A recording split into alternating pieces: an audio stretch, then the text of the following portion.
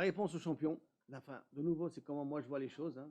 C'est pas, ça m'échaïe personne, mais il semblerait que peut-être les psukim, ils veulent nous dire une chose pareille. On avait posé la question, comment c'est possible que tout de suite après, que sauf il a une réussite, alors Yitzhak, il va à Beersheba. Pourquoi il n'est pas parti à Beersheba? Tu as une réussite, reste avec ta réussite et développe l'endroit en question. Et là, Yitzhak, il veut nous apprendre ici, comment un homme il doit résoudre des crises. Habituellement, on a souvent plusieurs projets dans la tête, et pas toujours les projets, on les réussit. Pas toujours ils réussissent. Et quand ils ne réussissent pas, on commence à déprimer. Et quand on est déprimé, on essaie toujours de chercher à ce moment-là des endroits où on est en sécurité. Dans d'une certaine manière, des choses où on se sent, on n'a pas besoin de prouver qu'on a raison. Maintenant, quand on regarde Yitzhak juste avant, qu'est-ce qui s'est passé? Il a été renvoyé de Grar. Le premier puits, on l'a fermé. Deuxième puits, on vient fermer. Le troisième puits, on ne l'a pas fermé. Si dès le départ, il serait descendu à Beersheba, et Beersheba, c'est la maison de son père, parce qu'on connaît Beersheba déjà à l'avance, ça veut dire que tout de suite, il aurait cherché la solution facile à son problème. S'il aurait cherché la solution facile à son problème, il n'aurait jamais surmonté l'épreuve. Il n'aurait jamais résolu ce dilemme-là de comment se confronter avec des gens qui ne sont pas d'accord avec lui.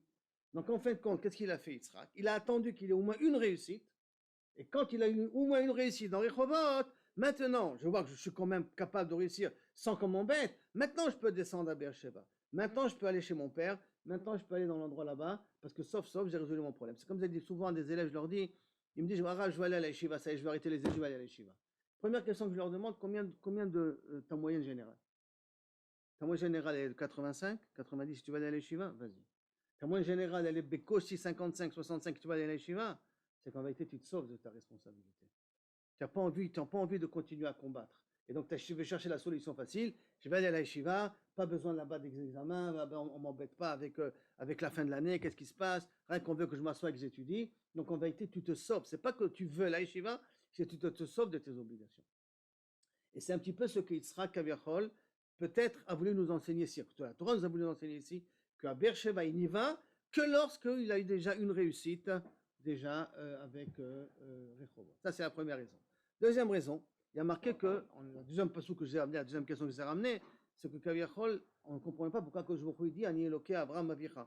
Comme si c'est la première fois qu'Kosh Baruch Hu se dévoile à Yitzhak, alors qu'il s'est déjà dévoilé auparavant, avant qu'il aille à Grar. Et là, si vous regardez le Or HaChaim, il vient et il dit qu'est-ce qu'il avait, Yitzhak il a eu peur. Pourquoi il a eu peur? Parce qu'Yitzhak en vérité c'est une Ola Temima. Il ne continue pas ça. C'est moi qui rajoute cette notion-là. D'accord? Qui est peut-être ça que ça voudrait dire. Parce qu'il ne s'attarde pas sur, le Or HaChaim ne s'attarde pas sur le terme Eloké Avraham Avicha. D'accord? Et là, il ne sait pas pourquoi Yitzhak il a eu peur. Et là, Yitzhak il est une Ola Temima. Pourquoi c'est une Ola Temima? Parce que Baruch Hashem, c'est un Korban Yachar à la Mizbeach. C'est-à-dire qu'à l'âge de 37 ans, il est devenu tzaddik gamour en un instant.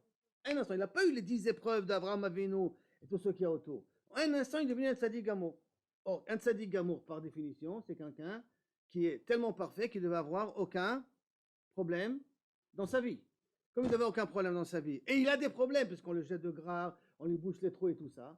Donc, qu'est-ce qui se dit là maintenant, Yitzhak? Je ne suis pas donc un tzaddik gamour. Donc, ça veut dire que si je ne suis pas un tzaddik gamour, alors que je devrais être un tzaddik gamour, donc en vérité, j'ai commencé à échouer, j'ai commencé à regresser. Et sur ça, le Or HaChaim dit, il a eu peur. Bien Kadosh Baruch Hu lui fait, écoute mon petit, tout ce que je te donne, la continuité, c'est Bisroutcha ou Bisrout ton père? Et c'est marqué là-bas dans la pasuk, Bisrout, Abraham, Avdi. Tout ce que je te donne, c'est Bisrout, Abraham, Avdi. Donc comme si tout ce que je te donne, c'est Bisrout, Abraham, Avdi, arrête de commencer à paniquer, à croire que Kaviachol, tu n'es pas à la hauteur, oui tu es à la hauteur. Il y a des épreuves dans la vie que tu dois apprendre à surmonter. C'est vrai que dans l'idéal, un tzaddik gamour n'est pas censé avoir des missionnotes, mais de toute manière, ce que je te donne à toi, c'est Beshem Eloké Avraham Avicha. Tout ce que tu reçois rien que Bisrout Eloké Avraham Avicha. Qui veut dire que dans notre vie, on croit toujours que ce qu'on a, c'est Bisrout ou Mitzvot qu'on a fait. Mais en vérité, c'est pas vrai. Ce qu'on a, 99%, on a Bisrout Avotenu. Ce qu'on a, c'est réservé Béderkal pour après 120 ans. Avant le rov qu'on a, c'est Bisrout Avotenu. Et c'est ça qu'Akadosh Baruch Hu veut lui faire comprendre, Yitzhak. Calme-toi. C'est vrai, je comprends que tu as des choses qui te dérangent, qui te font peur. Je vais t'arranger ça. Tout à l'heure, le roi Pichol Sartseva, il va venir. Enfin, le roi de Grar, Avimelech et son Pichol Sartseva, ils vont venir. Mais une chose que tu dois comprendre, que tout ce que je te donne, Bisrout Avram, je te le donne. Donc, s'il te plaît, baisse de tension, sois moins stressant. Et c'est pour ça qu'il commence avec Anochi Hashem Eloké Avraham Avicha.